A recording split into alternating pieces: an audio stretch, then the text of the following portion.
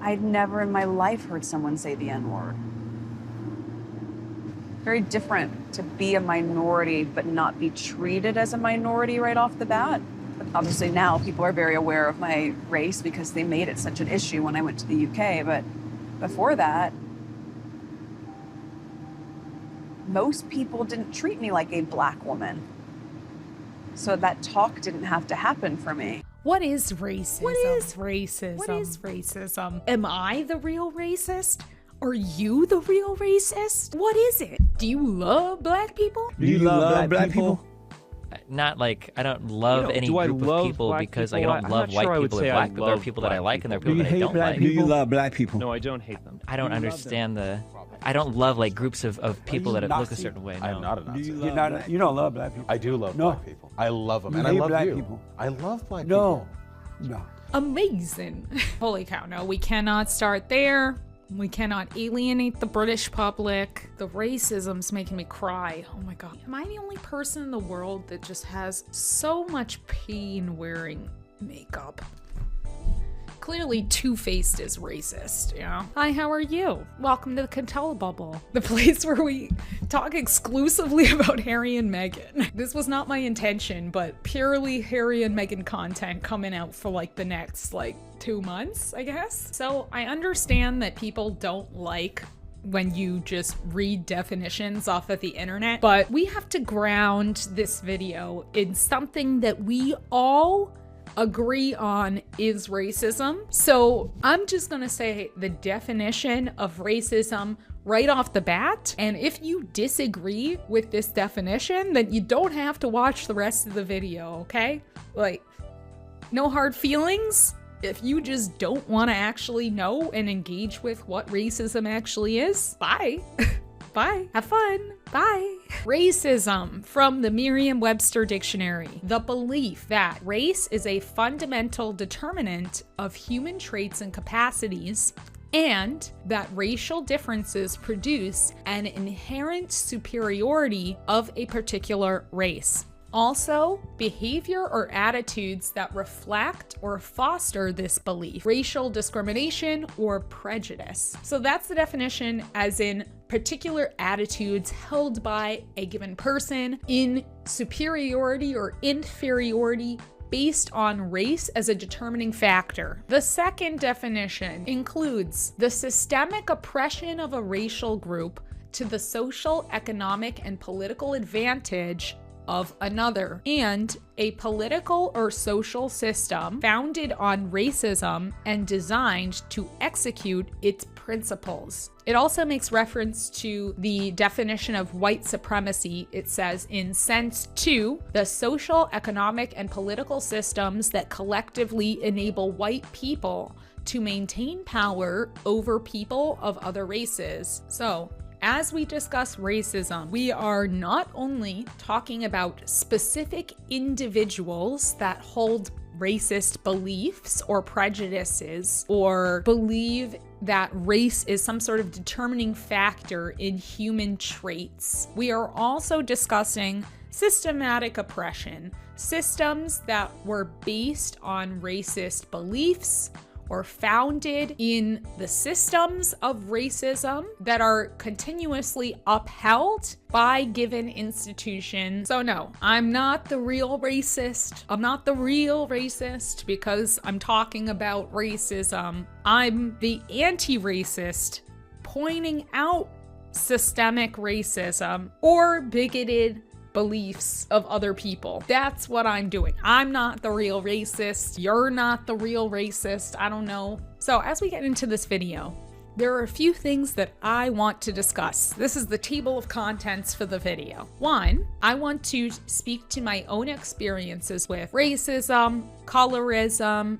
prejudice, all those fun things. I want to talk about the experience of racism from mixed race perspectives and what it means to have to engage with racism as a mixed race person. And I want to specifically call out racism, and I want to answer the question as to why is the monarchy racist? And why does the Harry and Meghan situation clearly demonstrate that the monarchy is a racist institution, and they are specifically fighting to keep racism as part of the institution, which raises a lot of questions. Why do they seem hesitant to distance themselves from systemic oppression of minorities? Is it because it seems to benefit specific people economically?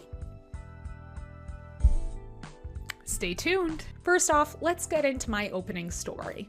Sed tuus altus amor parantros fuit altiorilo, qui tamen indominatam fere iguam docuit.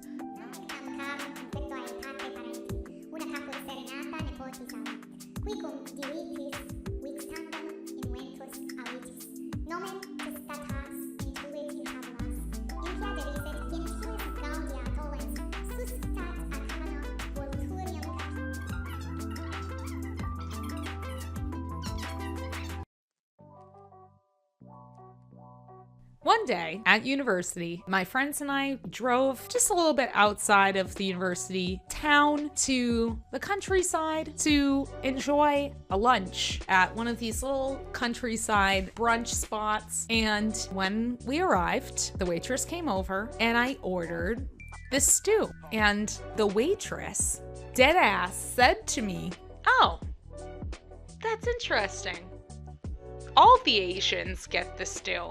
Now, keep in mind, Asian in the British context means like Indian, Pakistani, Southeast Asian. Now, I can kind of see why she might have thought that I was Southeast Asian. I don't really know why she had to comment on it, and she was wrong. I'm not Asian, and it was a little bit presumptuous of her to think that. Now, I think probably 17 or 18 when this story happened, so I didn't really know how to respond to this. I didn't really say anything. I honestly was kind of shocked. And she then continued to say, "Oh, and all the Chinese get the," I can't actually remember what it was, like the salad or something. She's like, "Oh, and all the Chinese get the salad." And she pointed across to another table that happened to have a group of people that we knew, they were actually students from the university, that we knew for a fact were not Chinese. I believe they were Korean. But again, casually pointing to another group of customers that were other and making judgments and racial comments that were incorrect. On many, many levels were just totally incorrect. As an American, comments like that are just a no-go in at least the society that I grew up. And again, I recognize I come from a little bit of a privileged background, but those are just things that I had never experienced in polite society, just coming out of a waitress's mouth. And that's one of the experiences that I had that made me realize that from a British perspective, I would never be seen as fully part of the community. I was so clearly an other. I was so clearly different, but it was difficult for me to reconcile that because how I had grown up, I had never been perceived in that way. So I'm obviously an American, but did you know that I'm also mixed race? Maybe this is shocking, maybe it's not so shocking. Growing up, I was white passing. For some background, my mom is like white-ish. Like she's like half totally white and half Mediterranean, which I would say some Mediterranean people are definitely people of color. So I'll say she's kind of got a mixed background. And my father is from a former colony that also has a really long history of mixed race people. And so my dad is a little mixed, my mom is a little mixed, And I'm a little mixed. My parents never had a conversation with me about my race. Because I passed as white, I think that my parents just assumed that I would be perceived as white for the rest of my life and that I would never experience racism because I'm just too white. As a parent, in hindsight, absolutely, I would like to go back and have that kind of real conversation about how the world sees you. And so growing up, I didn't consider myself a person of color. I mean, when I say growing up, I mean as a child. I was never perceived by Black children as being Black or partially Black. Most of my friends were white. To me, I never had a lot of the experiences that people of color say that they experienced as children that other Black children would have faced. The discrimination, the racism. And so as I was growing up, I never really questioned that I was white. Now, I've definitely been perceived as like Hispanic or as another sort of like person of color, but I've never been perceived as Black. Or I should say, I had never been perceived as Black until I went to the United Kingdom.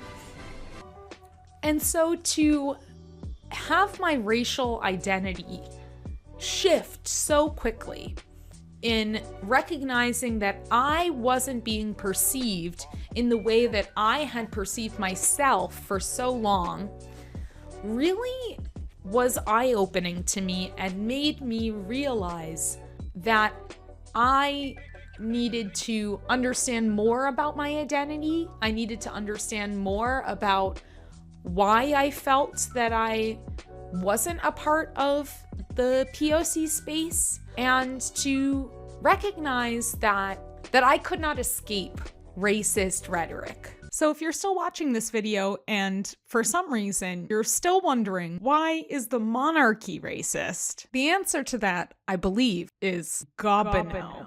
Gobineau. Gobineau. Gobineau. Gobineau. Arthur de Gobineau. If you've ever thought, like, those stereotypical racist characters on TV, like an Archie Bunker type. An American history lesson. You don't know nothing about Lady Liberty standing there in the harbor with her torch on high, screaming out to all the nations of the world, send me your poor, your deadbeats, your filthy. And all the nations sent them in here. They come swarming in like ants. Your Spanish PRs from the Caribbean there. Your Japs, your Chinamen, your Crouch and your Hebes, and your Lincoln Spares. All of them come in here, and they're all free to live in their own separate sections. Where they feel safe, and then bust your head if you go in there. That's what makes America great, buddy. How do all those racist beliefs all tie together? How come every racist seems to believe the same racist things about every single group? What's connecting the dots? Well, the answer to that, my friend, is Arthur de Gobineau. Who is Gobineau? Yes, in fact, I am just going to read it from the Wikipedia page. Thank you very much. Racial theories. Shocked by the revolution of 1848, Gobineau first expressed his racial theories in his 1848 epic poem, Mein Freundin. In it, he revealed his fear of the revolution being the beginning of the end of aristocratic Europe, with common folk descended from lesser breeds taking over. The poem, set at the time of the revolt in Naples against Spanish rule in 1647, an allegory for 1848, concerns the eponymous character, a noblewoman on whom Gobineau spends a good 500 lines tracing her descent from Viking ancestors. It features the lines, oh my god, French, I wasn't expecting the French. Oh god. Put my degree to use. Et les Germains montrent leurs chevelures blancs que portaient leurs aïeux. Oh, it's in Alexandrin. French Alexandrine. Okay, I'll read it. I'll read it correctly, okay? I'll read it correctly. Et les Germains montrent leurs chevelures blancs que portaient leurs aïeux dans tous les coins du monde paraissent pour renéger Neptune et son trident, servant l'anglo-saxon leur dernier descendant. Et les déserts peuplés de la jeune Amérique connaissent le pouvoir de ce peuple héroïque, mais romains, allemands, gaulois, pour en finir ce qui n'est pas germain est créé pour servir. Gobineau came to believe race created culture. He argued that distinctions among the three races, black, white, and yellow, were natural barriers. Race mixing breaks those barriers and leads to chaos. Of the three races, he argued blacks were physically very strong, but incapable of intelligent thought. Regarding the yellows, Asians, he said they were physically and intellectually mediocre, but had an extremely strong materialism that allowed them to achieve certain results. Finally, Gobineau wrote whites were the best and greatest of the three races, as they alone were capable of intelligent thought, creating beauty, and were the most beautiful. The white race originally possessed the monopoly of beauty, intelligence, and strength, he wrote, and any positive qualities the Asians and blacks possessed was due to subsequent miscegenation. The most prominent person whose work really influenced this way of thinking about race and superiority of white races was Arthur Gobineau, the French aristocrat who wrote a monumental, about 1,400-page work, which is translated as an essay on the inequality of the human races, where he, through his pseudoscience or through his research, proves that European races were superior to others, and within Europe, the aristocrats were better than the lower cadres of the society. And this work had a huge influence in the colonies and on the colonial policy about miscegenation and about mixing of races. Within the white race, there was a further subdivision between the Aryans, who were the epitome of all that was great about the white race, and non-Aryans. Gobineau believed the white race had originated somewhere in Siberia, the Asians in the Americas, and the blacks in Africa. He thought the numerical superiority of the Asians had forced the whites to make a vast migration that led them into Europe,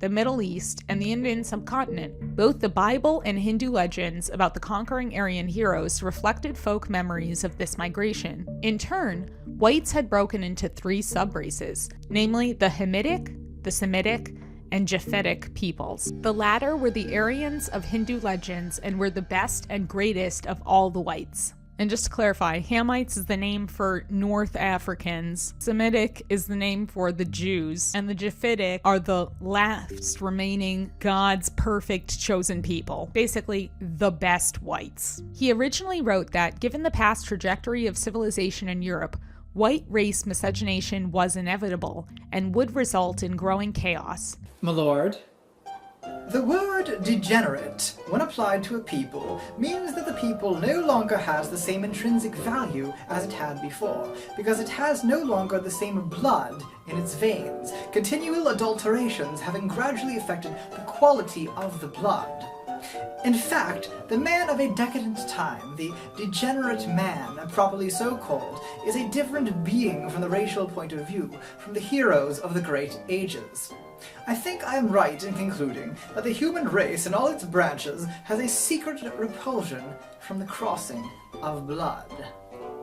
Despite his opinion that whites were the most beautiful of the races, he believed Asian and black women had immense powers of sexual attraction over white men. Whenever whites were in close proximity to blacks and Asians, the result was always miscegenation, as white men were seduced by the beauty of Asian and black women to the detriment of whites. Gobineau thought the development of civilization in other periods was different from that of his own, and speculated that other races might have superior qualities in those civilizations.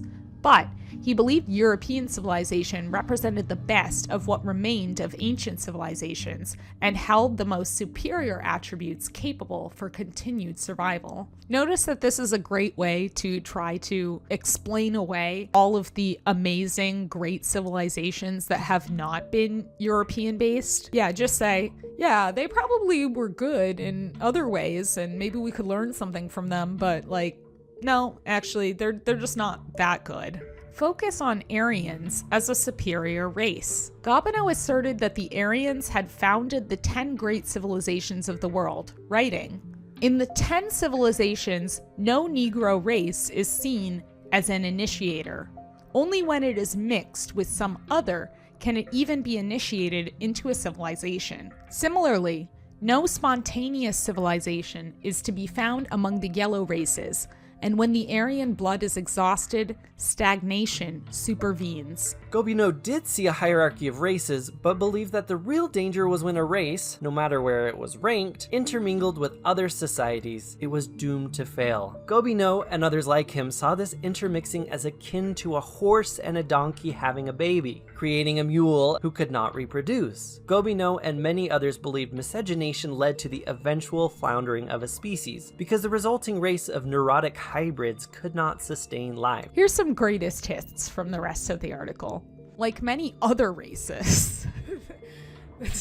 that's a great way to start a sentence. Like many other races, he believed one's looks determined what one did, or in other words, that beautiful people created beautiful art, while ugly people created ugly art. He attributed much of the economic turmoil in France to pollution of the races. Gobineau questioned the belief that the black and yellow races belonged to the same human family as the white race and share a common ancestor. Besides promoting racism, Gobineau also wrote several well-received novels. Basically, the racism was his full-time job. The novelist part was his side hustle. Racism was bringing in the big bucks. The novels were an afterthought. Gobineau's 1874 novel, Les Pléiades, is concerned with a few exceptionally talented people who are examples of ethnic persistence in Europe, surrounded by vast masses of morons.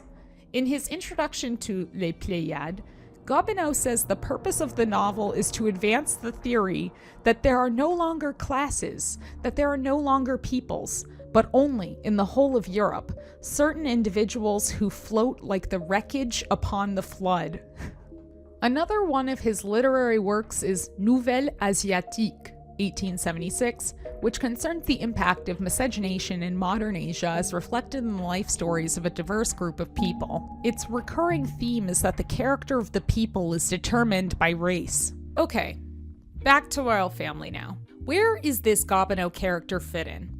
Well, I first thought about this connection between Gobineauism and the royal family thanks to an article by Steve Schmidt entitled The Duchess of Sussex and Her Stalkers, which is an excellent read, by the way. 10 out of 10, highly recommend. In it, Schmidt writes, speaking of race, there seems to be great outrage from the tormentors of Harry and Meghan about their calling out the institutional racism and Gobineauism that is deeply embedded within the British upper classes.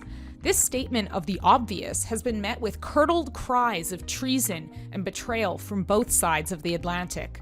Perhaps Princess Michael of Kent, the daughter of a Nazi, who named two black sheep she owned, Serena and Venus, was who they had in mind.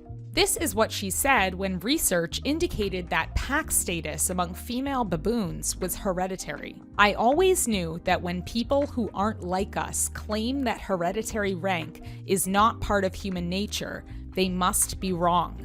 Now you've given me evolutionary proof. This is the same woman that wore the racist brooch, if you could believe it. After consideration of this from Schmidt, everything about the British royal family's connection to racism clicked into place. For an American, institutional, structural, and social racism, though containing a lot of those ingredients that we see from Gobineau, eventually became very distinct.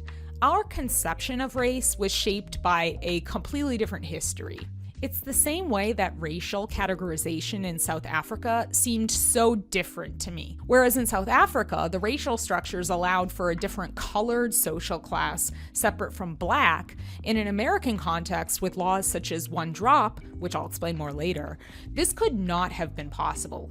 And in the same vein, the British royal family is a racist institution in similar ways to American and South African institutions, but it has a lot more hints of the Gobineau flavor.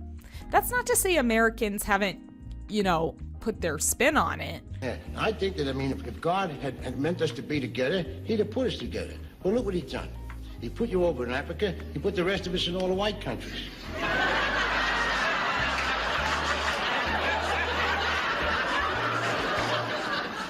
Well, you must have told him where we were, because somebody came and got it.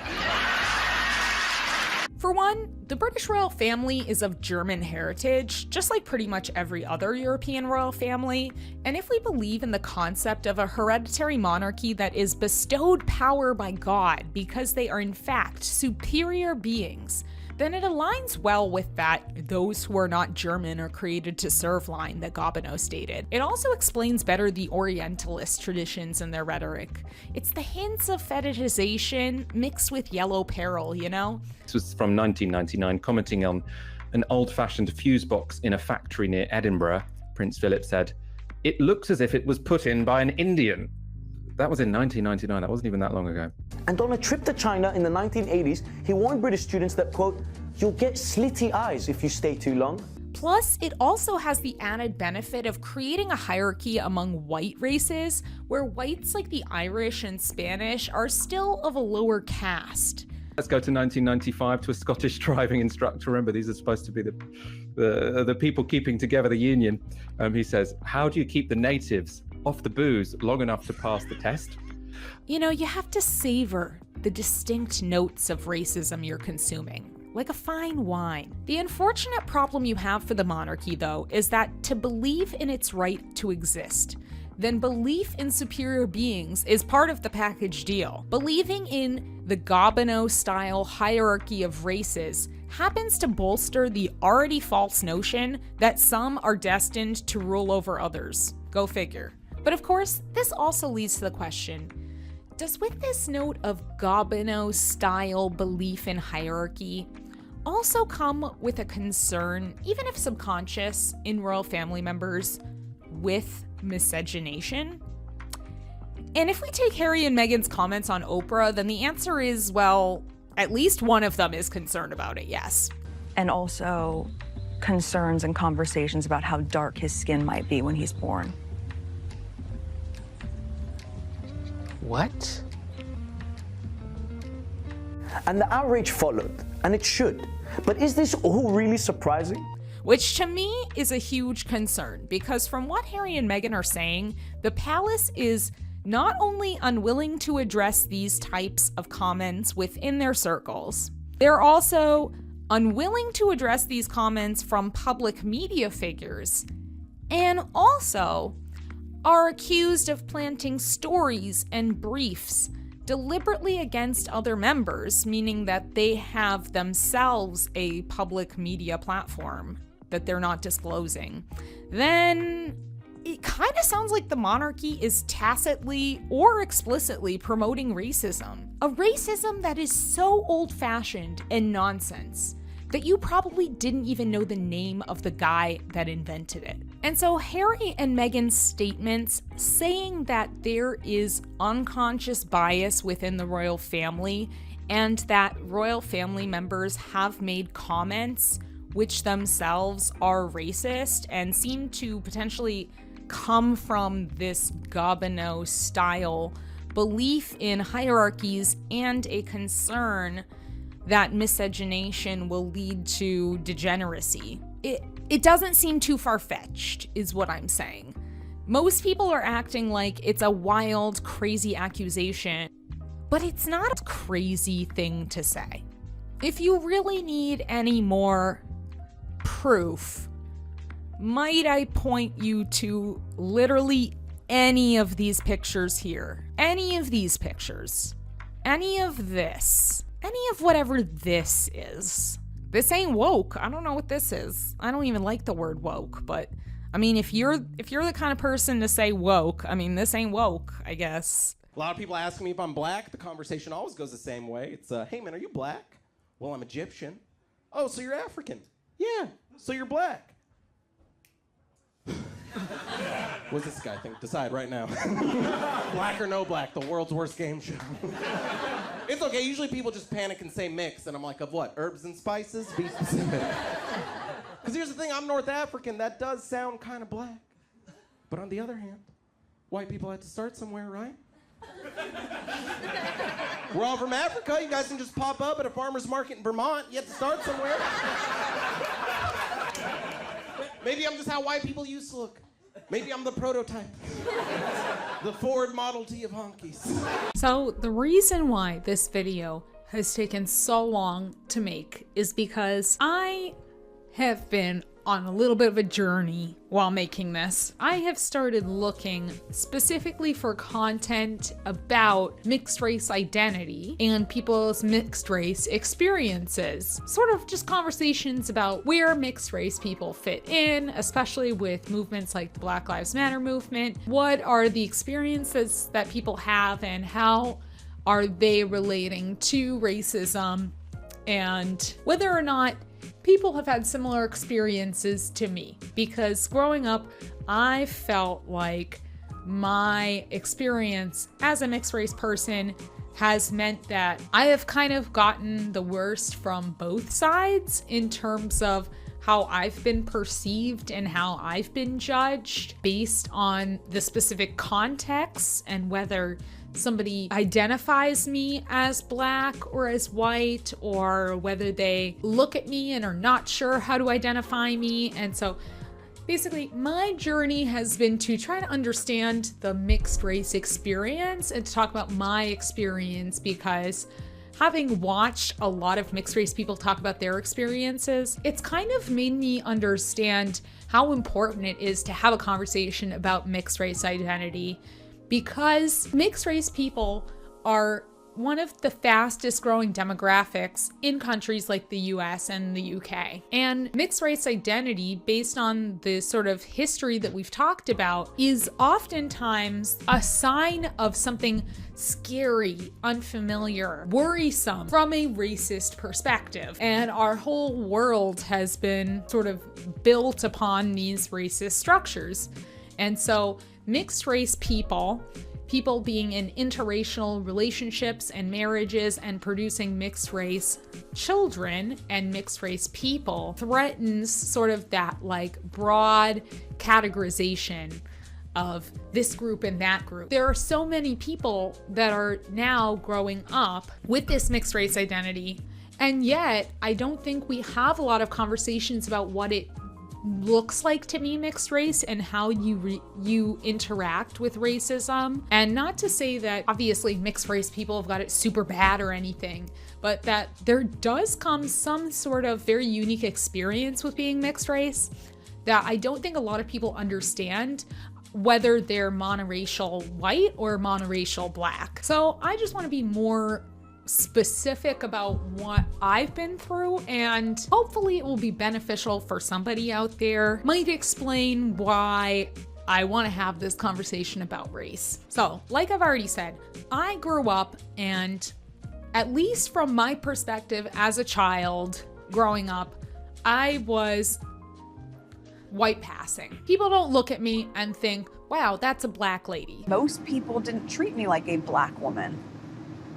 So that talk didn't have to happen for me. And as a child, that most certainly did not happen. Growing up in like elementary school, I lived in a relatively diverse neighborhood, and my school was very diverse. It was probably about 50% white, 50% black. It was a school that was still dealing with some of the problems with white flight to the suburbs, with busing programs, with desegregation programs. So it was a diverse school, but it was definitely not a school without racial tensions, let's just say. In that environment, I was never identified by any black students at my school as being black. I remember even specifically as a child, before I even went to school, thinking about my skin color as being like the peach crayon in the crayon box. And if anyone doesn't know, the peach crayon in the crayon box used to be called flesh because it was supposed to be the color of white people's skin. I obviously just assumed that I was peach, I was white. My friends were mostly white. I felt like I just didn't have the same sort of like culture growing up. My father is an immigrant, and so black or sort of African immigrant culture is very different than like black American culture. And so I had like the sort of otherness of this sort of immigrant experience. I had a lot of family members that were non-native English speakers, for example. We ate completely different food than the rest of like my white friends and stuff. We grew up with sort of our traditional music. So I had that sort of experience, but I didn't have like the Black American experience in the same way. My mother is white, she's a redhead. My father is Trinidadian. I think that for him, even when he was in Trinidad, he would refer to himself as red because he's obviously Black, but he's light-skinned Black. He became Black by moving to Canada. So I think that for him, he always felt a very strong tie to the Caribbean and to Trinidadian culture. And his Black identity is very much tied to his identity as an immigrant. The identity that he passed on to us was the Trinidadian identity. You know, he wanted to make sure that we understood the difference between calypso and soca, that we knew how to eat really spicy foods and we knew how to make a good homemade curry, right? Like those were things that were really important to him. Then talking to us as Black women, that we didn't talk about a lot. So I just didn't necessarily identify with any of the pop culture and the references and the language that a lot of my Black classmates lived with and grew up with. And so I don't think I was ever identified as being part of the culture of Black American culture, but I obviously wasn't clocked either as Black. And with that, as a mixed race person, I think a lot of privilege does come from that. The privilege that's associated with that is what is called light skin privilege. Along with racism is also a more general ism of colorism. According to Oxford, colorism is prejudice or discrimination against individuals with a dark skin tone, typically among people of the same ethnic or racial group. In colorism, there is a perpetuated narrative through media, through various systems. There is a belief that darker skin is less desirable and lighter skin is more desirable, so that darker skin becomes associated with ugliness, not beautiful, not desirable, a sign of badness, and light skin represents goodness and beauty and all the privileges of our society. So growing up, I definitely had a privilege, but I would say that privilege was light skin privilege. The Wikipedia page specifically says it is a form of prejudice and or discrimination in which people who share similar ethnicity traits or perceived race are treated differently based on the social implications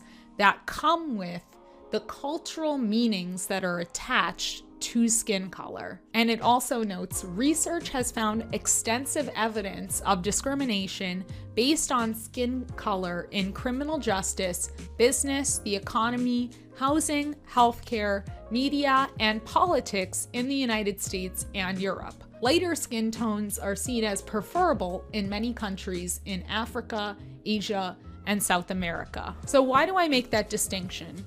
Because I was definitely otherized, maybe in different ways because of my race, but because I was perceived as lighter, I was like I wasn't maybe white, and I wasn't treated as white, and we'll kind of talk about how I know that I wasn't really treated as white, but I was definitely afforded a privilege for having a lighter skin tone than others within my racial category.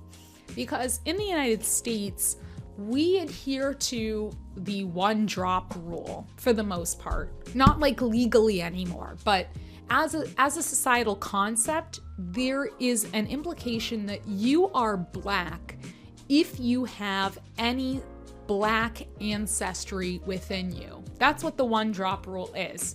So it doesn't matter if you're only half Black or a quarter Black or an eighth Black or whatever it is, if you have Black ancestry, then you were legally and socially considered Black. Now the problem is, the more and more diluted that is, the less and less you appear to be Black. And that's why something like race mixing or interracial marriage and interracial relationships are so scary from a racist worldview, because if those barriers slowly start to break down, then how do you know who's Black or not? Because you can't tell, and that can be really scary for some people. So what that means is that being mixed race affords you some privileges if you try to cling on to the whiteness side and try to dismiss the Blackness part. That's why we talk about anti-Black racism, because it's not just about the categorization of Black people as a social class, but also it's anti-Blackness in that it's also anti-dark skin tones, and that there's a privilege with light skin tones, even if the people that have those light skin tones racially categorized as Black. But anyway, I'm getting off topic. In elementary school, definitely was not considered Black at all. Then I moved to the suburbs. I moved to like a very white area. I was definitely seen as other. I was becoming more aware of my otherness, but I think I just thought, oh, my friends just don't get it, or my school doesn't get it, because they're just not used to dealing with someone that might have an immigrant background, have, parents that were born in a different country. But I still felt like I was white and nobody would ever identify me as anything else. I would get a lot of like, what are you kind of questions, which is very common as a mixed race person. I would get a lot of sort of like, what are you? What's your background? But not so much, didn't feel like I was actively getting racist comments or being treated like I was a different race. I thought people were just being maybe insensitive or not understanding me. And so again, I didn't take the comments that they would make about where are you from, blah, blah, blah, to be me brushing up with sort of racism. Looking back now as an adult, those were the little glimpses I was gonna get into how people perceived me as a different race. What's your ethnicity? This question has been the most asked question in my life, second only to what's your name? And it's almost always the first thing they ask me right after they meet me. And I need to talk about this question because on its own, existing in a vacuum, it's a perfectly fine question to ask. Out of the hundreds of people who have asked me this, I've never gotten like a malicious vibe. They all generally seem to be asking out of curiosity, and they may even think they're paying me a compliment like, yeah, you're so exotic looking, what's your ethnicity? So like on the surface, I know that this is an innocent and more positive kind of question, but after years and years of being bombarded with this question the second someone sees me, I can't help but notice some insidious undertones. Let's first start with the obvious. Why is it that people need to ask me this question the second they see me? Why? People act like it's any old icebreaker, but it's not like they ask that question to every person they meet. So why ask me, and why the urgency? When someone asks this the nanosecond they get the chance, it sends a very clear message to me. I see you for your race first, and I care about knowing your race before knowing any other aspects of your identity. It tells me that you saw me, scrutinized my identity, and became so uncomfortable by not being able to categorize me that you needed to ask me this question the second you could. That's the message I receive. Because the reason why people ask, where are you from, as a mixed race person, is that they want to be able to identify and categorize you so that they can figure out how to treat you. I know that most people that ask that question don't think about it that way. They don't think, oh, I'm asking this question because I want to be racist and categorize this person as Black so that I can like discriminate against them. I know that's not why people ask this question, but the truth of the matter is that the reason why this question is so prevalently asked to mixed race people, because white people don't get this question, right? They don't get where are you from, like in the same way that I have my whole life. The reason why people ask me that question is because they know that I'm not white, or they think they know that I'm not white. There's something else that they have to figure out about me before they can fully get to know me as a human being. Because it usually comes up way before anybody else tries to get to know me as a person. It's usually like one of the earliest questions anyone asks me is, where are you from? And they want to know because they want to figure out what's the part of me that's not white that's showing up on my face. There's some sort of trait, whether it's my hair or my nose or my lips are really big or my cheekbones or something, or just my complexion, which also changes quite a lot because when I get really tan, I look completely different than when I do in the winter when I'm really pale. There's always just something that people are trying to look for in my face, in my traits, to try and figure out there's something not white about you. And I want to know, what is that not white part of you? If they can identify it. And I know they don't want to admit this, but imagine if every time someone met you, you had to admit that you were different from them right off the bat. And once people get that information about me, that I'm not like 100% white, whatever they think white is, right? Once they have that information, yeah, they might think that they're not going to treat me any differently than they would anybody else. They might not think that, but they might have unconscious biases or stereotypes in their mind about who I am, or that I represent some sort of group that maybe I don't know much about, or that doesn't exist, is again just some sort of stereotype in their mind of what it means to be part black or whatever. So it's very frustrating. But going into high school wasn't any different. I was still growing up in a suburban area, very, very white. Most of the people of color at my school were bussed into my school to try and diversify the place.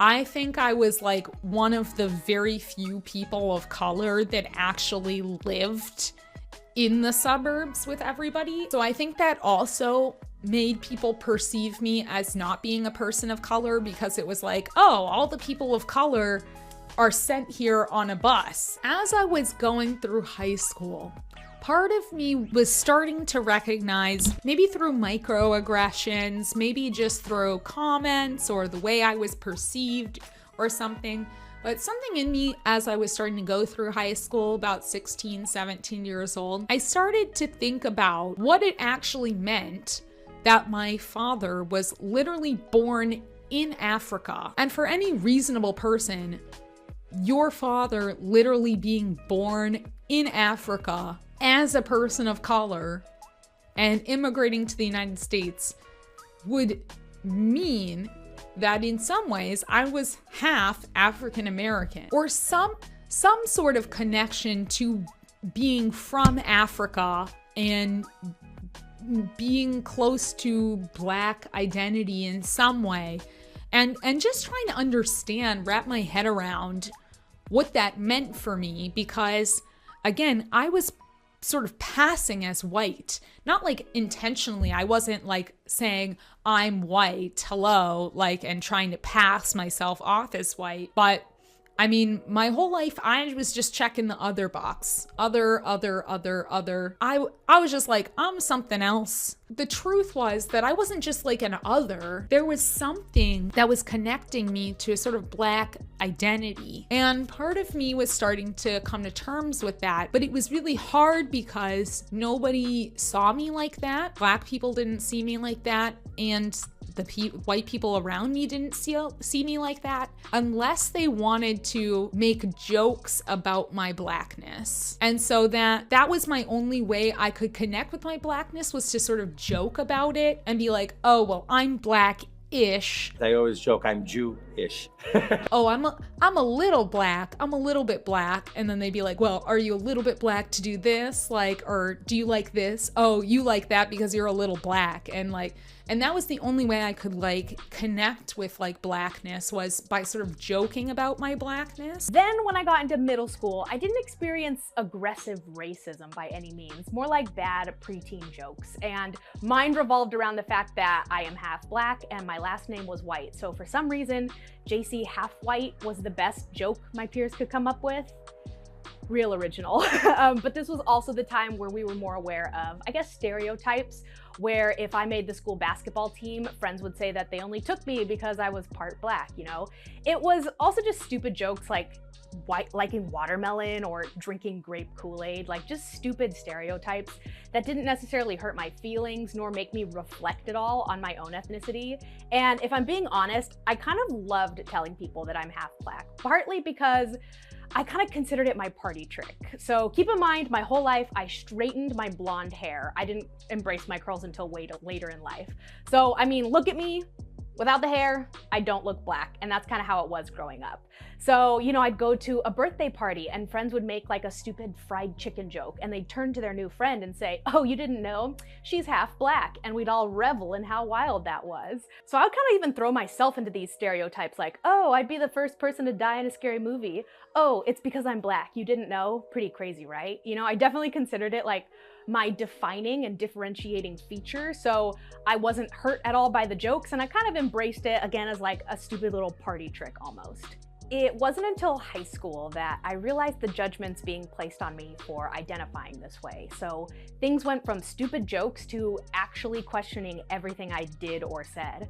I had a whole new school of people to test out my party trick on, and instead of a lighthearted response, it was an incredulous, oh, you're black? But you don't act black, or you don't talk black. And for the first time I was like, what the hell does that mean? Which was a bit sad because it was like, I felt so disconnected to being black because I didn't feel like I fit in with other friends or family members that were black. But I also felt like it was still a part of me and people would still joke about that part of me. So I don't know, it just made me feel like a little bit weird, and I wanted to like know more about my blackness without like feeling like I was exploiting it in some way. So the first time I ever tried to identify myself as black was, I decided when I took the PSAT, just on a whim, for the demographic information, there was one box that said something to the effect of, it was like, if you check this box, you identify with some sort of black identity. And if you check this box and you do very well in the PSAT, then you will be eligible for a scholarship. Somewhat on a whim, I looked at this and I said, you know what? I am African American. Who's gonna call me out on it? My father was literally born in Africa. He is a person of color. He's potentially mixed, but I would say he's not white passing at all. He's clearly a person of color. I feel like I identify with that part of me and my identity. Let me just check this box. You know what? Fight me. I am African American, at least partially, at least biracial. So I checked the box. I take the PSAT. One day, my guidance counselor calls me into the office to probably talk about some other stuff, things related to applying for universities and colleges and whatnot. He comes to me and he says, you know, I saw this letter. This letter came to us and it said that you got a scholarship on the PSAT, and I thought, that doesn't seem right. It's a scholarship for Black and African American students. And I thought, that doesn't seem right from looking at you. So he starts confronting me, and the way that he starts talking to me, already it started to make me feel really guilty. It was the first time I had expressed some sort of Black identity, and the way that he said it was like, why would you do that? You know, this is a scholarship for, you know, struggling. And again, I think me and him were living with some stereotypes in our brains here, right? Because I think the way that he started talking to me made it seem like this is a scholarship for poor Black kids in the inner city that have no opportunities and they need the money, and this is the way they're gonna make it to university. And so who are you, this like clearly not Black lady, denying this scholarship for somebody else? That you don't deserve this. You're not Black enough to deserve this scholarship. What gives you the right? And I'm in the office and I start explaining my whole situation. I said, well, I checked the box, my father was born in Africa, and I would say that he's Black, and I feel like I'm part Black, and so I checked the box, and I feel like I have to sort of explain myself, justify myself. Oh, this is why I identify that. But at the same time, I'm trying to like justify and explain myself. I'm also just I'm almost apologetic about, oh, I'm so sorry, I didn't mean to. This is how I felt about my identity, but like it's okay. It's okay. I don't want to rock the boat. I don't want to take this. You're right. I don't deserve this. I don't need this. Long story short, he basically says, well, I'm glad you owned up to this mistake, as if my identity was a mistake. And he sent back that I wasn't going to accept the scholarship. And I never told my parents. I told my parents when I was an adult, and they were pissed off, as you would be if you heard that your daughter had just rejected a scholarship for university. That was my first glimpse of the difficult situation of being a mixed race person, in which for white people, you can never assert your Blackness unless you fit what they consider to be Blackness. However, they also won't accept you as 100% white, because I would still constantly get questions about my identity and what are you? And so I was clearly not 100% white either, but then I also was not Black enough to be considered Black, even by white people. So I couldn't identify as Black, but also from a Black perspective, I would have arguments with my family members that would say that I couldn't identify as African American because that was some sort of like special label for just Black Americans because of their connection to slavery. I shouldn't identify as African American or Black because that's a specific thing related to Black Americans that have lost their connection to Africa because of the slave trade. And I couldn't take that. The only way I should be allowed to identify myself is through my ethnicity and not through my race, even though the entire country has been built on a racial system, not an ethnic system. I had a family member say I literally had to pick a side between Black issues and white issues because I was mixed race. Think about it. In America, one drop rule. Come on, guys. Now, this gets to the switch between the American racial system and the British racial system. Obviously now people are very aware of my race because they made it such an issue when I went to the UK. So keep in mind, that was my life for 17 years, was basically, you're not Black, you're definitely not white, you're like some sort of spicy white, you're basically white. I would get a lot of that like, oh, well, you're not really Black, you don't count. Oh, you don't count. Why should you be offended by that? You're not really Black. People didn't want to identify that I was even a minority because I passed so well. So it was kind of like everybody looked past my otherness. It was like, you're white enough. There's something a little bit odd about you, and we're willing to sort of question that occasionally or make jokes about it. But like, if you just be cool, don't mention your Blackness, don't talk about your Blackness, don't try to identify with Blackness. As long as you play by those rules, you're cool. We'll try to like, if you won't tell, we won't tell, you know? That was kind of the vibe. If you don't talk about your blackness, we just won't think about it, and you can like move on. You can kind of like disappear off into white society, but don't be getting too loud. Don't talk about it too much. Don't make yourself stand out too much. Try to assimilate into whiteness and you'll be good. And you'll be good. That maybe could have happened, but that's not how the UK plays, okay?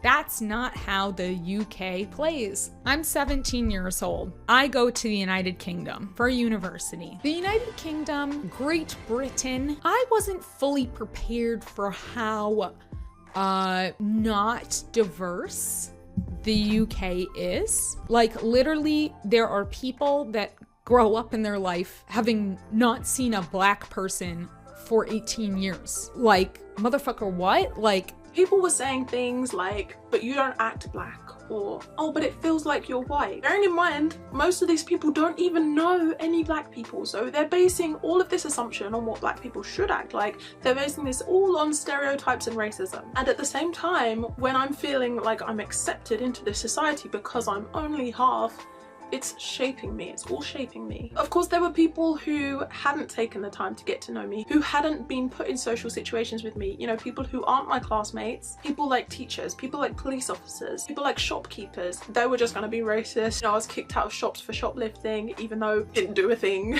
Was like, had my money ready to pay, like, no, get out, you're a shoplifter, and stopped and searched. Even in the United States, I mean, there are some pretty white places in the United States, but like most people have seen a black person before. Whole other ball game going to the United Kingdom. Going to the UK, meeting people that had never met a black person in their life, made comments that like would be shocking from an American perspective. In terms of like, not shocking in that people aren't racist in the US, but America, unlike what the UK likes to portray, is pretty good at, like, now not having people be openly racist out in public. It's been pretty taboo for a while for people to make comments about your identity, make comments about your race. Most people know not to like make openly racist jokes about slavery or about black people in the inner city or whatever, or gangster rap or whatever stereotypes that British people have about black Americans.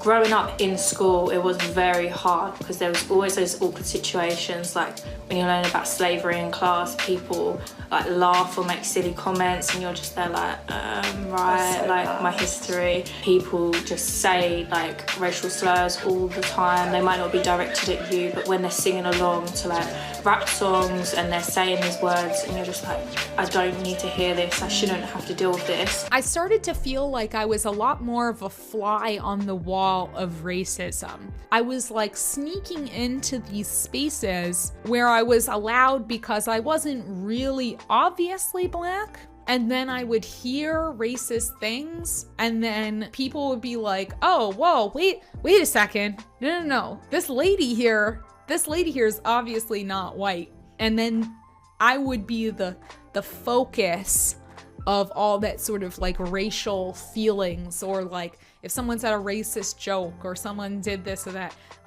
I became like the person everyone's turning to in the room, which again, very unusual as someone that has like had their blackness denied to them their entire life. Like people just saying, you're not black whatsoever. To have that all flipped around and suddenly you're the blackest person in your friend group, people turn to you to ask about black history or how black Americans feel about this and that, and you start to become the representative for black identity when your whole life nobody's ever allowed you to even consider yourself black.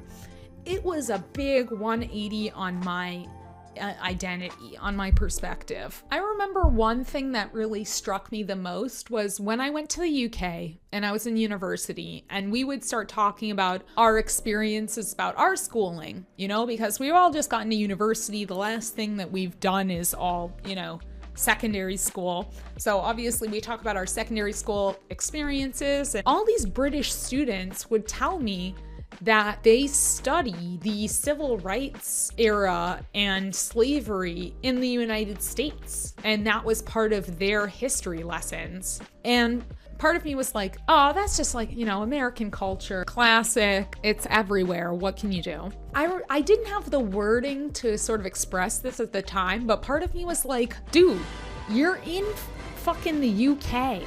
You guys don't have your own racism to study? Why do you keep looking at American history and being like, oh man, that's so racist? You're a football player. It's in your blood. That's racist. Your soul. That's racist. Your eyes. That's gay. That's homophobic. That's black. That's racist. Damn. It's like, you had the British Empire. You have plenty of racism. Why don't you study your own racism? Why are you looking at us? Why are you looking at Americans and blaming all the racism on us as if like you guys have got no racism to go study? Like, I just don't like when British people come to me and are like, wow, America's so racist. You guys have such a history of being racist. Like us Brits, like, we just don't have the same history of racism as you guys. Yeah, okay, you guys don't have the same history of racism as we do, but you definitely have a history of racism. Like, yeah, you didn't have like Jim Crow laws. That doesn't mean that like you don't have a history of racism. You had slavery, you've had discrimination, you've had racially motivated crimes, you've had racist structures, you've had racist systems, you've had institutions that have been racist. Like, there's plenty of racism to go around. Like, you don't need to steal our racist history to study. But I think it's interesting because Brits want to point to Americans because then they can deflect from their own racism. And it also makes it seem like Americans are like so racist that Americans aren't willing to deal with their racism. But racism is like a huge conversation that's happening in the US. Why don't you like turn the mirror around and look at your own damn self and think, what are we doing as our country to deal with our racism? Like, why do we keep pointing over to Americans and saying Americans are like obsessed with race or whatever? Like, Americans are trying to do something about racism. Like, what's the UK doing? What's the monarchy doing? What are these institutions doing to stop racism? Like, I didn't understand why UK schools would give up valuable instructional time that they could be using to learn about their own history of racism to focus on the history of racism of a completely different country. I'm reading right now Why I'm No Longer Talking to White People About Race, and that really like opened my eyes because then I realized I wasn't alone in this thinking, that there are also Black British people that see this and totally see through what it is, which is trying to deflect the racism allegations and point it at the US and deflect from the racism that's going on in their own backyards. One question that I kind of get is, how come you can pass in the US, but you can't pass in the UK? Like, what? How are you white passing in one place but not in another place? And this is where I really relate to Meghan Markle talking about her experiences, because the United States has a very specific history of white passing that's, I think, completely different from the UK. Just because of the racial demographics of the UK, there are a lot more people in the United States that have been classified as white and are labeled with whiteness. And there's such a small percentage of those people in the UK that are like fully identified as white. In the US, we have many, many different ethnic groups that are identified as white, at least today, right? Italians, Irish people, Polish people, British people, French people. There are white Hispanics, there are white Brazilians, there are white Cubans. So there are a lot of people that are categorized under whiteness in the US. I can somewhat get away with being included in whiteness in certain situations, but what happens is that sometimes when people want to dismiss me or the things that I'm saying, or when I try to call out racism, that's when people start to identify me as black, or at least mixed. Then my blackness counts, because then they'll use my blackness and weaponize it against me to say, oh, well, you're just so sensitive because you're black. Oh, you're calling out our racism because you're black. And that's when my blackness gets weaponized. But they're willing to include me in whiteness because I could pass for like Italian. Like, I could pass for like, spicy white, kind of white, white enough. It also doesn't help that in the US especially, beauty trends, because of the increase of mixed race people, beauty trends have been trending towards sort of this like fake mixed race look in the sort of like online space. Like there's lots of like IG models that want to look mixed race. It's like blackfishing, right? Blackfishing is people like trying to use makeup and clothing and stuff online to try and appear like they are black or at least mixed race, because some things related to mixed race identity, like having tanner skin or having curly hair or having fuller lips, having bigger breasts or bigger butts and stuff, all these connections to like black and mixed race like facial features, white people are starting to try to use makeup and clothing and hairstyles and stuff to look more like me. But like, this is my face, this is my hair, this is like what I actually look like, these are my lips, and therefore I look more and more white even when I'm not trying. But under the systems of whiteness in the US and in the UK, mixed people do not have the means to access whiteness and pass unless they're willing to go through extreme measures like completely deny their ancestry and cut connections from their family, like some people in the United States used to do. Mixed people in the past have done this for self-preservation purposes. If they deny their blackness, then they're allowed to grow up with certain opportunities that would have been denied to them because of their blackness. And that's why it's so frustrating for me when black people want to deny me my black identity by saying, well, you look white. It's like, it's not my fault that more and more white people are trying to look like me, right? Like, they're trying to copy what my skin tone, what my hairstyle, what my lips, what my nose, they're trying to copy me. But this is like my life, this is my look. But I don't have the option to look whiter than what I do, right? These IG models and these white people that, try to get tanner or wear a darker foundation or get their lips plumped or curl their hair or all these things, all these white people, right? If they don't want to be perceived as mixed race or black, they can take it all off. But I can't make myself paler and get hair that looks straighter and blonder and just totally passes white unless I go through a totally different transformation.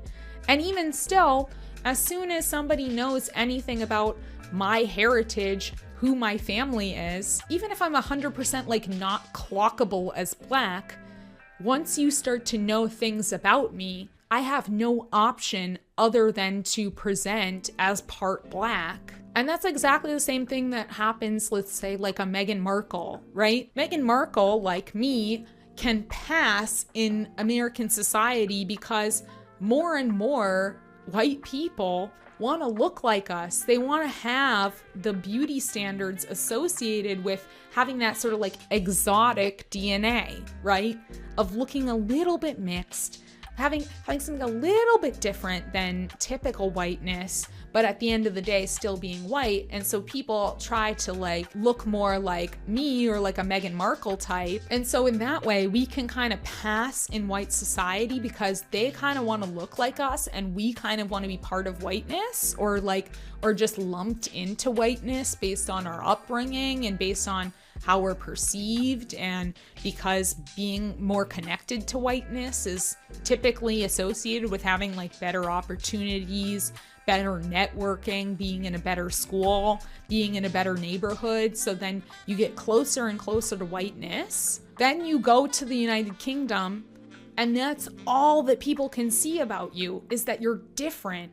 You cannot pass because the whole society there, yes, there are some people that are like into tanning or whatever, but like you just so clearly don't look like a white British person, and it's instantly clockable about you. They just fixate on the fact that you're an other, you're different. There's something, we can't put our finger on it, but there's just something different about you. The reason why I think it's important to talk about like mixed race identity and like what it's like and why it's so frustrating is because mixed race people kind of represent like the racist, like bad ending to history. Whenever racists talk about like this horrible future that will happen when you have like a multiracial, multicultural society, the bad ending they're worried about is miscegenation. They're worried about people being in interracial relationships and having mixed race children. And so my identity represents the bad ending of racism, right? It's the bad ending of the Gobineau like nightmare. A world in which interracial relationships become the norm and future generations become more and more and more mixed. And you'll even see like racist sort of like posts on the internet from shitty hate accounts that are like, look at our like beautiful like white ethno-state world and look at how diverse it all is, because it'll be like all these white people, some have like red hair and some have blue eyes and some have brown eyes and blah blah blah, and it'll be like, this is the future with diversity, and it's like everybody looks brown, and like that's not how mixed race identity works, first of all. But like it's so frustrating because it's like, my identity is not a bad scenario, but people want to paint it as bad because they want me to easily identify with one box or one label, because they live within a mental prison where they can only see people through these categories that have just been created to hurt other people, right? These categories are not real. They're not scientific. Race is not real. Like, there's nothing in our DNA that shows race. But people just can't get past it in their brains. And like when they see mixed race people like me, their brains just seem to shut down because there's just no easy label.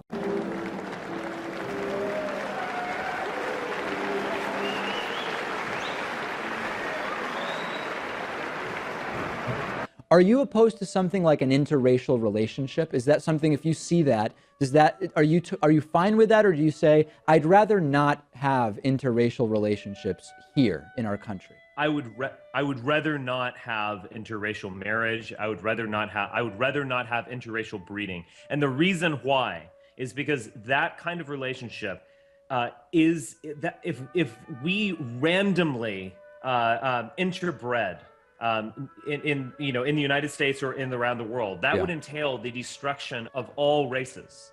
That would not just entail a danger to white people, that would entail a danger to the coherence of Africans, a danger to the coherence of Chinese, and so on. It would ultimately entail the creation of a kind of new race, an amalgamation of everyone, and that would be dissociated from their true cultures. They'd be dissociated from history. They'd be dissociated from these millennia of families that preceded them. I do not see that as a good thing. Absolutely not. Didn't you used to date Asian women, though? Isn't that a contradiction? It's not a contradiction. So you differ from the people who initiated the conversation with me in that you're not actually advocating for that. Am I advocating for it? I'm advocating it in so... As in, would you advocate that people should not be allowed to remove themselves from the scenario or preach against the scenario? No, I don't think people should be saying, no, you shouldn't race mix. I don't think you should be doing that. Okay. Do you believe that people should be saying that you should? Do I think people should be saying you should what? Do you believe that people should be saying that you should involve yourself in mixing of communities? To the extent that you just described, where they do not. So when you use the word should, using the word should, you make it a. Hold on. When you're using the word should, you're making it a moral ought. Like, it's more moral to engage in race mixing than it is to not. What we're saying is, what most people are saying is, and I guarantee Sarah was saying, the person you called a bitch earlier, what we're saying is it's okay. It's morally ethical to race mix. And there are some baselines that we've come up with, such as, for example, the Genocide Convention, which reads as follows. Sure. Article 2. Any of the following acts committed with intent Wait, why to are you destroy reading in this? whole or Of in course, part. yeah. I'm reading it because I always intended to, but I just want to get it out there so people don't, think that that it doesn't exist. It does. Any of the following acts committed with intent to destroy in whole or in part a national, ethnical, racial, or religious group, such as A. Killing members of the group. B. Causing serious bodily or mental harm to members of the group. C. Deliberately inflicting on the group conditions of life calculated to bring about its physical destruction in whole or in part. D. Imposing measures intended to prevent births within the group. E. Forcibly transferring children of the group to another group. Okay, so you'd find C, D, and E to follow your because you said you wanted me to change the title of race mixing is genocide, when really you've always been trying to get to this point where you think that race mixing is in fact a form of genocide. Correct? Would you say that Hold on, no. Answer my question. Fits C, where they want to deliberately inflict on a group conditions of life calculated to bring about its physical destruction. So you think a white person that falls in love with a black person is deliberately... I'm not talking about the individual, I'm talking about the... Okay, so do you think every white person... Individuals are meaningless here. So do you think every white person in the United States that loves a black person and creates offspring with them is deliberately trying to stop the propagation of the opposite race? I don't believe that every... Do you think that there's even a significant number of people that are trying... Wait, hold on, no. Do you think that there's even... Do you think there's a significant number of people that are white or black that intermingle, that have offspring together? Do you think there's a significant number of those people that deliberately want to erase the physical features and race of their partner? Do you think that that's deliberate? It's difficult to know for sure. It's not difficult! I'm saying... Who does that? Nobody does it! I'm saying that the system that has been constructed is calculated to bring that about. That question I'm trying to get to is, I think it matters how things happen, even though the outcomes can on the surface look the same.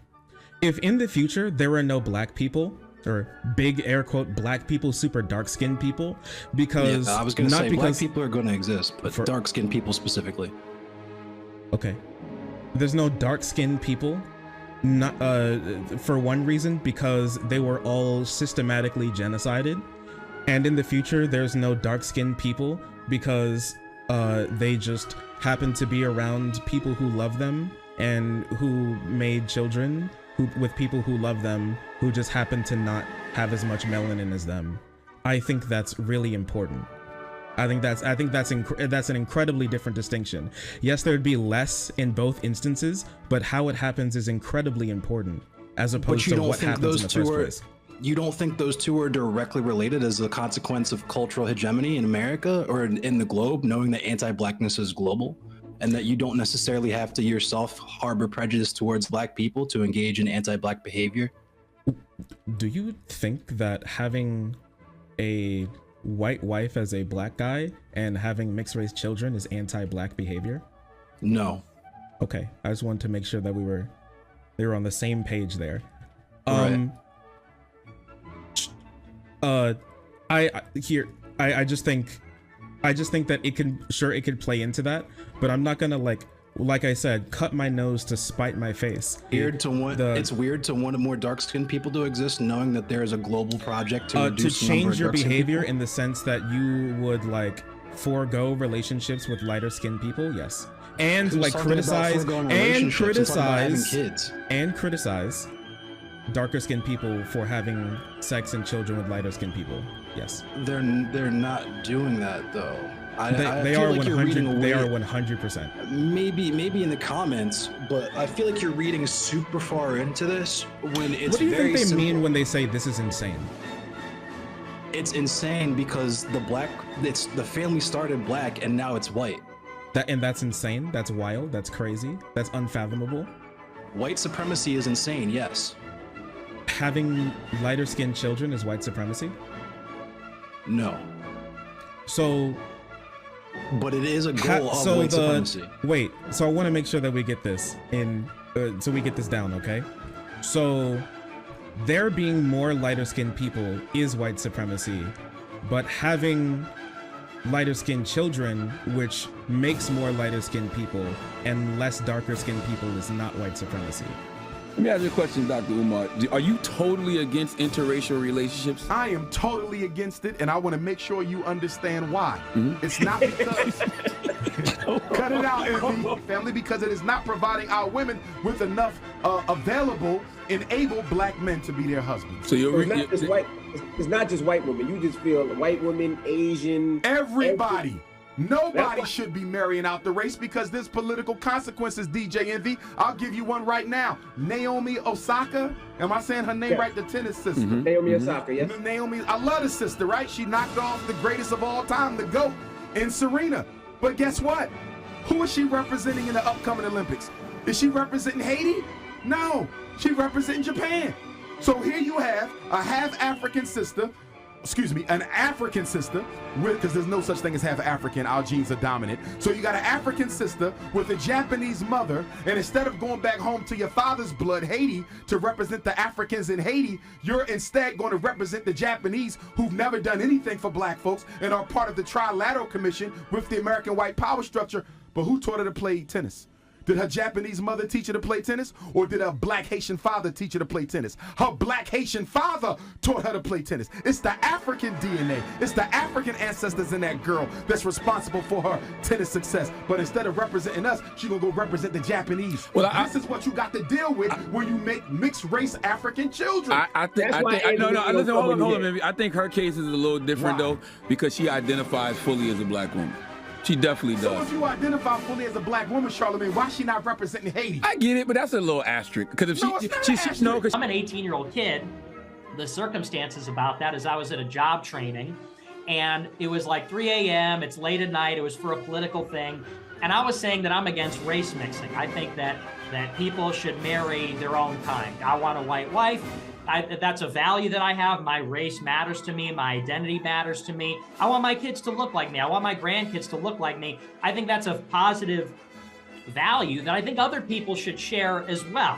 I don't judge people that are mixed race. I mean, some people say I'm mixed race. My dad's half Mexican. My mom's Italian. Some people would say that's mixed race. Obviously, I don't hate people that are mixed race or people that race mix, but it's just a value for me.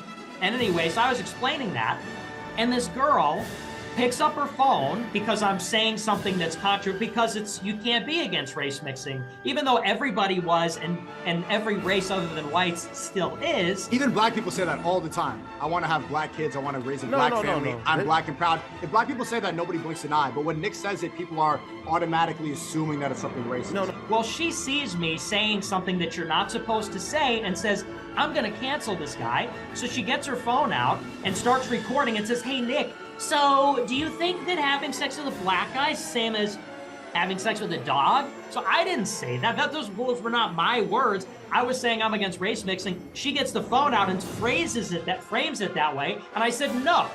And Adam, you saw the clip. I said, no, it's not the same. I said, but they both be degenerate. I said, they both be wrong. And then the same way that I would say, yeah, incest is wrong. Is incest the same as bestiality? No. Is rape the same as bestiality? These are all things which I would consider wrong. They're both degenerate.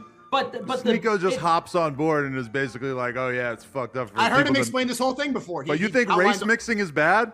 I don't think race mixing is bad, but I respect his opinion to think that he wants to further the white race and have white kids. See, I'm not going to judge what he wants to do. I would have thought in any other timeline that Nick saying like, oh, white people should just be with other white people, I would have thought that would be a super controversial statement, but it's hard for me to really take it that controversially when we've had people like Tariq Nasheed on here who clearly says the same thing about black people. Kevin Samuels basically said the same thing about black people. People say that all the time. That's the problem wasn't that. White people don't say that. White people are not allowed to say that. He just said it. He's also the same figure, Gobineau, introduces a sort of contemporary fascist idea of degeneracy, or the idea that there can be a race can degenerate. In particular, there's this anxiety about the white race or the Aryan master race, becoming weakened or becoming hollow, becoming degenerated by, well, either miscegenation or by some kind of I don't know, deviant sexual or artistic activity. And I mean, of course, we all know about, decadent art and the Nazi era, but the stuff is just back into internet politics and this weird turn of events where like 1930s far right ideology is just being spread on image boards as if it was like, not as if it was part of contemporary politics, which I'm afraid that it's sort of becoming. So to circle back, the reason why I related so much to Meghan Markle's story is because I can see how she went through life in a very similar fashion to how I did. That she was racially ambiguous enough as a child, as a young person, to move through white society in a relatively privileged area, in a relatively privileged space, to not have her identity, her racial identity, really be a part of her life at all, in the same way that it wasn't really for me. And how, as an American going into the UK, you would be unaware and not fully understand the world that you were getting into, where people would see nothing but your otherness or your blackness. I can understand why she wasn't prepared for that. I can understand why Harry wasn't prepared for that, or was able to sort of warn her about that, because it's hard to reconcile your experiences and how you perceive yourself with how the world perceives you. And it's something that I still to this day sort of struggle with when I go to the UK, is knowing that people perceive me as different, as other. Especially when you move outside of the big cities like London, for example. London, you don't feel that because they have a diversity of experiences of people around them. And there's diversity in the landscape. But when you're up in middle of nowhere Scotland or north of England, that shit still exists in full force. Subtle and not so subtle racism that has permeated the cultural fabric of British society is still present. And yet, even from the British friends that I have that I would consider very thoughtful, very progressive people, really struggle with the conversation about race, with the conversation about monarchy, with the conversation about, well, this is a whole other topic, but prayer in school, Jesus Christ. Oh boy. Yeah, that when I as an American come into conversations with British people, I find that I see an unusual amount of pushback to these conversations that question these sort of old-fashioned institutions like the monarchy and the racism that has been upheld in its name. And that's not to say that those people are bad, but I do think that there needs to be some reckoning here. There needs to be some introspection about how British people, white British people, are treating the non-white British people within their borders, and how the institutions that they protect and uphold and defend and get defensive over have perpetuated this harm. And I'm not saying that to say that I was super harmed by any of my experiences of racism in the UK, in terms of I wasn't like harassed or called the N-word or anything. But it still doesn't mean that it wasn't harmful in the sense that it made me feel like I was looked at in a different way, that I was being perceived or judged in a different way than other people, right? It's the all Asians get the stew argument It's the feeling that I am representing something different than myself. I'm representing some larger group. I'm representing some larger thing other than the human being that I am. And that's a lot to put on individual people, and that's definitely a big burden that I don't think that we should be putting on, say, Meghan Markle, to have to uphold perfection or succumb to racist vitriol on the internet. But that seems to have been the choice that the British public made. Either be perfect or be the victim of racism. And I don't want to live in that world. I don't want to live in a world where I or other people of color are being looked at through that lens.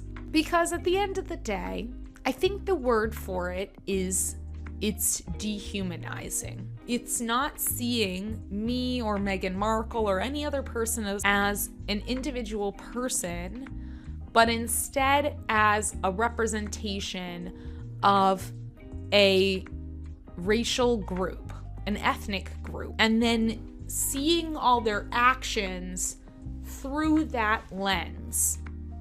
All Asians get the stew. If Meghan does something wrong, then she is being perceived through this filter of it potentially having some connection to her otherness. And again, I know British people don't want to think about it through the race lens. Okay, she's not different because she's black. She's different because she's American. She's different because she's, trying to shake things up or whatever. And what was that based on, that mistrust? The fact that she was American, an actress, divorced, black, biracial, with a black mother. Those were just 4 of the typical stereotypes that becomes a feeding frenzy for the British press. But all those things within the family also were sources of mistrust. Yes, my family read the tabloids. Whatever you want to put on that, whatever label you want to put on that, there's still the language associating her with otherness, of something unwelcome because it is different. And people can make the argument that that's not why they're acting the way that they're acting, but it's hard to square that with my experiences, with the way that I've been perceived, with the way that Meghan has communicated her experiences, the way that many other people have been perceived and have stated their experiences of being perceived in this manner in the UK. And it is a hard pill to swallow when you're kind of seen as a race and you're seen for your curly hair and you're desired because of a race, because of your race, and fetishized. And I think it happens a lot in TV, film, media. I did my dissertation at drama school was all about the male gaze, and one of the elements of my dissertation was the idea of people of ethnic minorities being glamorized because of their race by the media. And yeah, it's not a nice feeling, and it feels like a label is being put on you, and it feels like it's something that you can't really escape because it's just what you look like. And it can sometimes be aggressive the way that people, men, kind of approach women. I mean, we're coming off of the story of the royal whatever the fuck she was that kept asking, but where are you really from? A woman named Ngozi Fulani, who was perpetually asked by a royal adjacent woman, Lady Susan Hussey, who repeatedly asked Fulani where she was really from. But where are you really from? Where is your family really from? Which again is the type of questioning of otherness to try to make the case that Fulani is something else. She's British, maybe, if she wants to identify as such, but that she's really something else. There's something else going on there. And that really matters in order for the conversation to proceed. To me, it's not ideal. Is that a nice way to put it? It's not ideal. It's not ideal for the royal family as an institution or the British public to allow this to continue. It's not okay, and I think that the conversation needs to get going. Needs to keep going, because obviously, if Britain continues to be a racist pile of dog shit, the precious Commonwealth that they have been so interested in keeping whole is literally gonna collapse, because the Commonwealth countries really don't like the idea of being considered, what's the word? Inferior to the British, and that they should be controlled by an institution that seems to be maybe not upholding white supremacy anymore, but definitely doesn't seem to want to stray into talking about white supremacy at all. I don't know. To be perfectly honest, I have no idea how I'm gonna end this video, but that's literally just all my thoughts on Harry and Meghan. I'm basically projecting out there into the world, into a camera, and hoping that it makes sense to anybody else. If anyone has anything else to add, I would love to hear it. Drop it in the comments. And God save the king, I guess. No, fuck no. Abolish the monarchy. If I mean, I was trying to be coy, but like, abolish the monarchy, fuck white supremacy. Yeah, like, move forward, do better. Peace.